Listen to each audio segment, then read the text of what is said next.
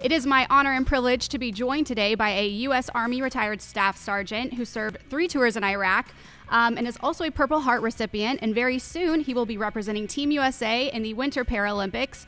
Rico Roman, thank you so much for taking the time to chat with us today. How's it going? It's going great. The training's really ramped up. We're gearing up for the games here. We leave this Friday, I believe, out to Korea to compete in the games.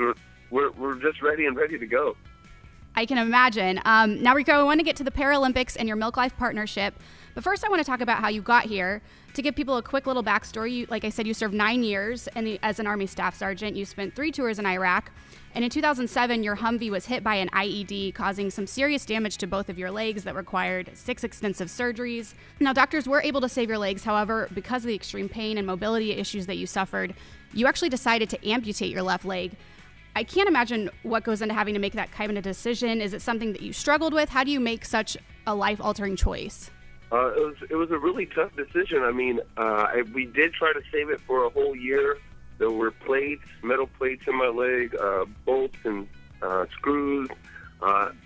They did a lot of reconstructive surgery with the actual leg itself, but it wasn't able to bend, and I was under heavy medications just to get around daily and not myself, where I was in a lot of pain and not taking the medicine. So I just started weighing this idea of doing an amputation. I've seen other veterans up on prosthetics and spoke with them, spoke with my family, said a bunch of prayers, and went ahead and did the amputation.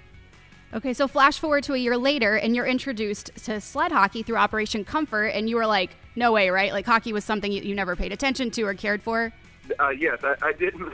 When they asked me to come and try it out, I had no interest in it. I was playing other wheelchair sports like wheelchair basketball, and they had gotten me on hand cycling. It's a bike with 3 wheels that you pedal with your arm. And I told them no at least a good 10 times before I finally went and gave in and gave it a try. Okay, so let's talk your road to the Paralympics. You picked up sled hockey. After you picked it up, you tried out for the national team in 2010, didn't make it, came back the next year and made it. What was it that brought you back when you didn't make it the first time around? I think it was definitely that I didn't feel like I gave it my 100%. At that time, I was transitioning out of the military and thought just, if my coach thinks I'm going to make the team, I'm going to make it on my natural ability alone. And so when I went to the tryouts, I was blown away by how fast and physical the game was, how hard these guys shot the puck. And even though I didn't make the team and we all went and spoke with the coaches, and they said, how do you think you did? I just told them, look, I got no excuses. I'll be back here next year. And I went to work really hard with my teammates there in San Antonio and made the team the following year. I like your determination. And it certainly paid off because you went to the Sochi Paralympics in 2014 and came away with a gold medal. Yes, we did. Actually, one of my teammates from Josh Sweeney out of that San Antonio team scored the gold, winning gold for us in that match. Rico, you talk a lot about the brotherhood and camaraderie that you get from this team and playing sled hockey. Do you think that's a big reason for your team's success? Definitely. We all have to get along, whether it's on the ice or off the ice. We have to trust one another because when you're getting passes from your teammates, that they're not putting you in a position that you're going to get your head knocked off by the other player. So we definitely have to get along on and off the ice, and that's a huge part of our success is that we really do get along, and it becomes another brotherhood, and we're all from different places in the United States, which is kind of similar to the military thing, and I think that's what we all have this common goal, and that's to bring back the gold medal. I read that in addition to sled hockey, you also play, like you said, wheelchair basketball, wheelchair football, you do hand cycling. Will we ever see you at a summer Paralympics? Is that something that's on your radar? I do love playing wheelchair basketball and doing other summer sports. I'm not sure yet. We'll have to wait and see. Well, maybe we will. That'd be cool. As you prepare for the 2018 Winter Paralympics in Pyeongchang, what does a typical day look like for you as far as training goes? First, just getting up. We're all here in Chicago training, and we're all living under one house. So just getting a quick breakfast in, so a little milk, maybe a little cereal, a banana, and out the door we go. And then we're training, whether it's ice time first thing in the morning, and then later we'll do like a weight training session, and then maybe sometime in there I'll take a nap. I've kind of got crowned the king for taking the most naps, and then we'll do like an evening, maybe just stretching and either light weights or like swimming at the local gym as well. So crazy busy day for you. Are we going to get another gold? How are you feeling? What are our chances? I think our chances are looking really good.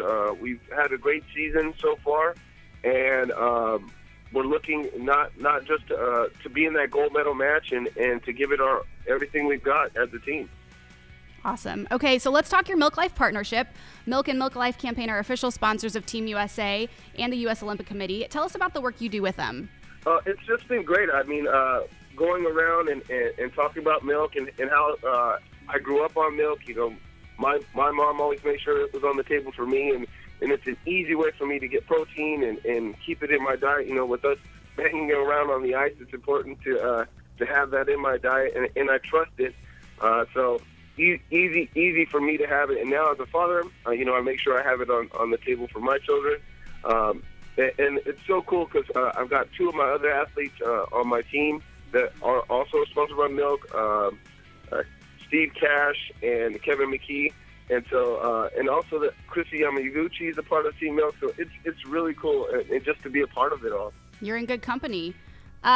What is it about Milk Life that made you want to partner with them to begin with? Or what is something that you hope people take away from the campaign?